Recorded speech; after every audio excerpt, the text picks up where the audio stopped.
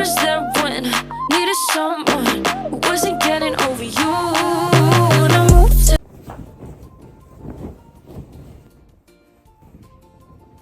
hapon na, ngayon ko lang naisipan na mag-video, na mag-vlog. Kasi gusto kong i-share yung lulutuin ko for dinner. Na, ano ba yun? Takino na sisig. Takino ata sa atin dyan ay pabo. So, ayun. Habang ako nasa banyo, naisipan ko hindi ko makapag-vlog kaya. Ay, pero ayan. Kinuha muna natin ang sinampay bago kami susundo na kay ate. Ito, magugusot pa kaya tinitiklop ko na. Ito ay fitted sheet.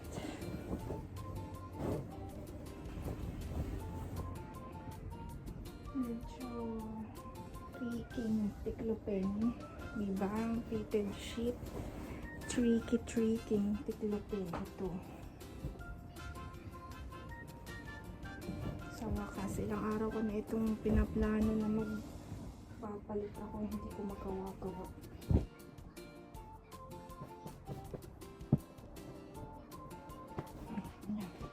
Pintahin na natin. Ano yung malaki yan kanina? Kaso kasi ano na yan, bale, triple time na niyang nadedo. Pinakuluan ko siya kanina. Ito yung pinakuluan niya. May sibuyas, paminta, ano pa ba? Lagyan ko konting laurel. Tapos yan, in air fryer. Tapos mamaya ulit. Bale, ano siya? 4 na beses siyang madedets. Yeah, there. Who's there? Huh? Oh. See. Ayun po, dinampot na ang cellphone.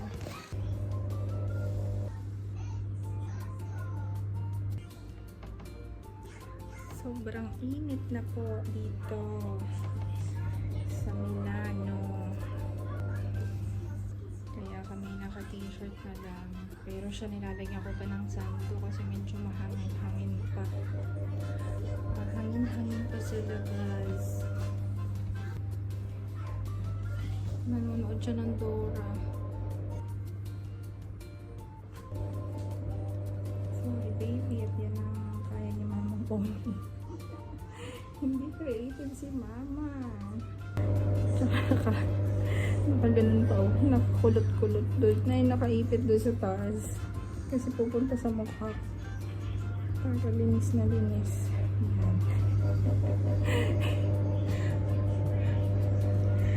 Bukas na lang tayo magpupon ng dalawa. Yan. Okay. And then, let's clean your feet. Clean your feet. Itong batang lato lagi nakaapak. Kaya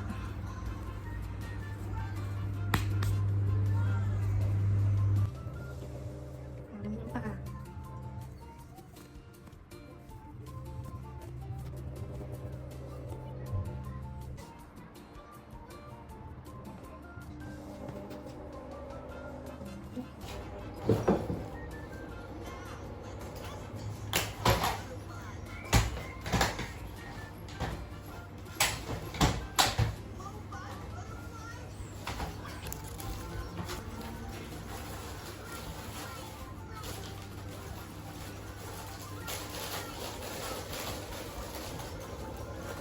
Ano?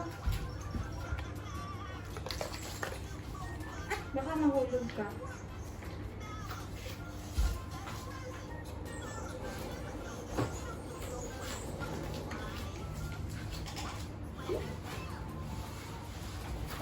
No standing, okay?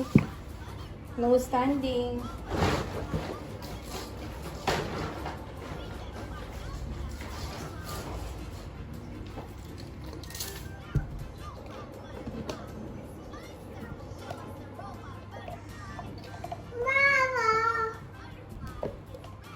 Sit down only. Mommy's putting your... Ay, lagay na. Sit down ka na dyan. Dahil, sit down na. Mamaya na lang lalagay ni Mami ng shoes. Okay?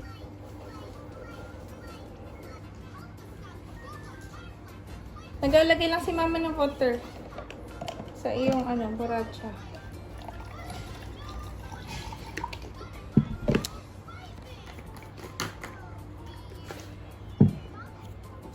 Ito.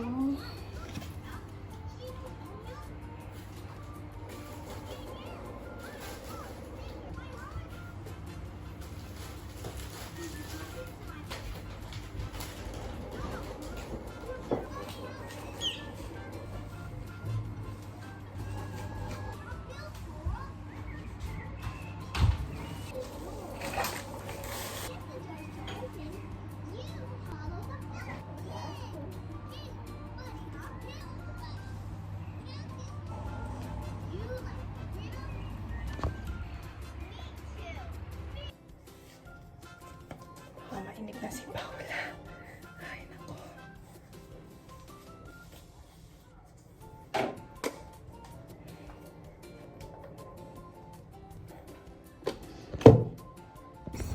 He roared with fearsome force. You kept it up for hours on end. She said,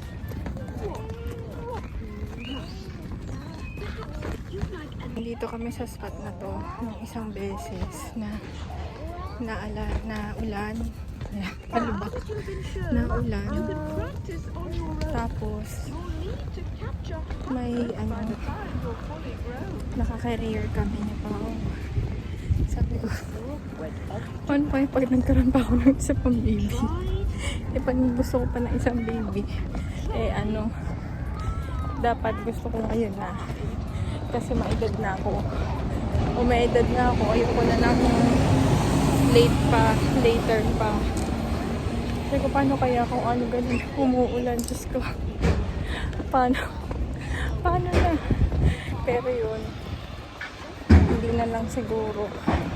Kasi ang hirap talaga pagkaganap ko. Solo lagi. Yung stay at home, tapos basta yun. Madaming kwento. Mahabang kwento. Kapag yun ang topic. Pagiging stay-at-home mom sa ibang bansa na wala nang makatulong. Mahabang topic yun sa ibang pagkakataon siguro. Ayun, ang init.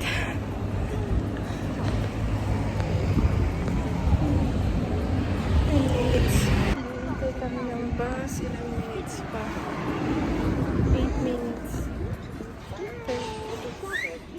Kung winter at ganyan katagal, maglalakad na lang sana kami, kaso ang init-init. Kaya hintay namin yung bus. Ayan ang bata, ayaw na sa stroller. Baka may pupo dyan ng dog.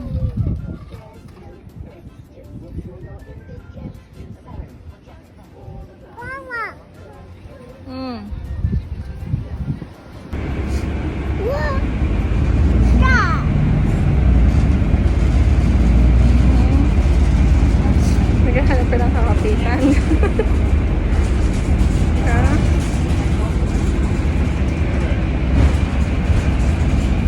Naghahanap ka ng kakapitan. Bababa na din tayo sa kasunod.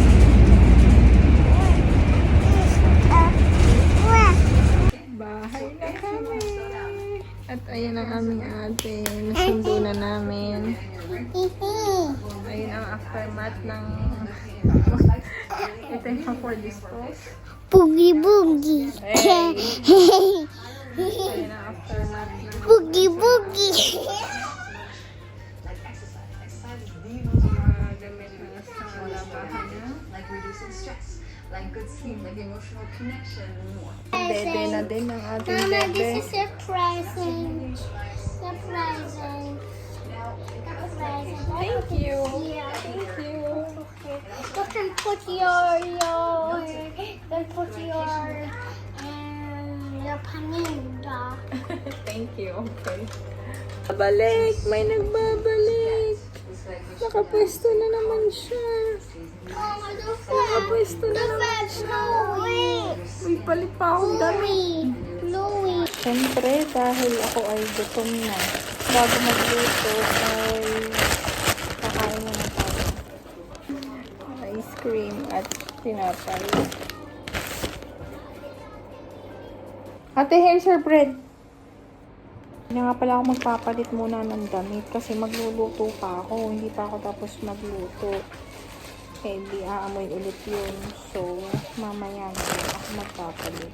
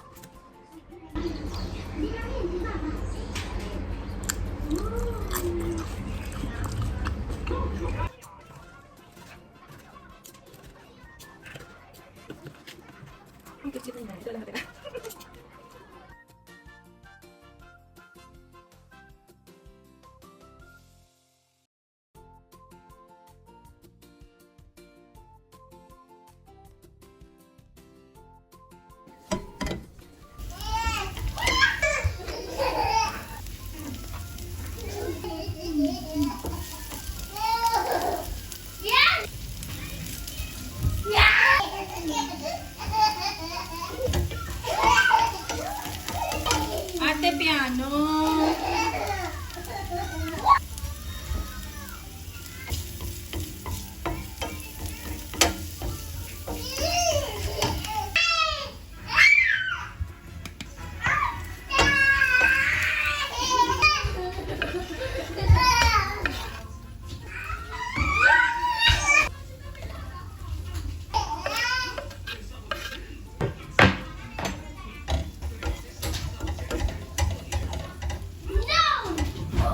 Ate, wag kang tumalo ng ganon.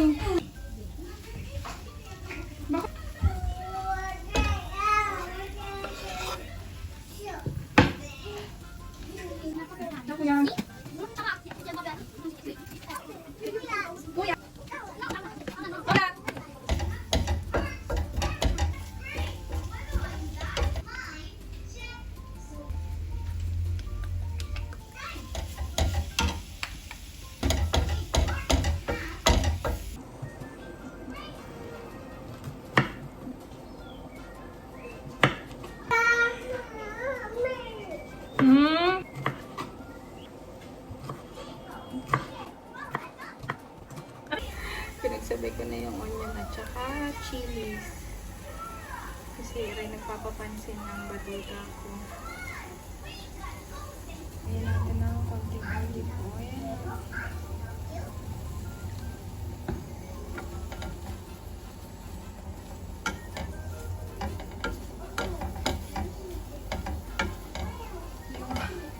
Yung lemon ito mamaya na. Tulog na siya. Napasobra kasi. Nakalimutan. Kaunting sugar.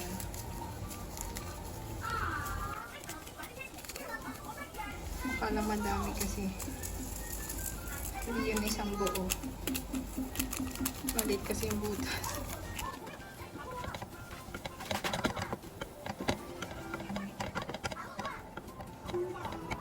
Yan na siya. Lemon na lang yung kulang niyan. Yeah, that's all for today.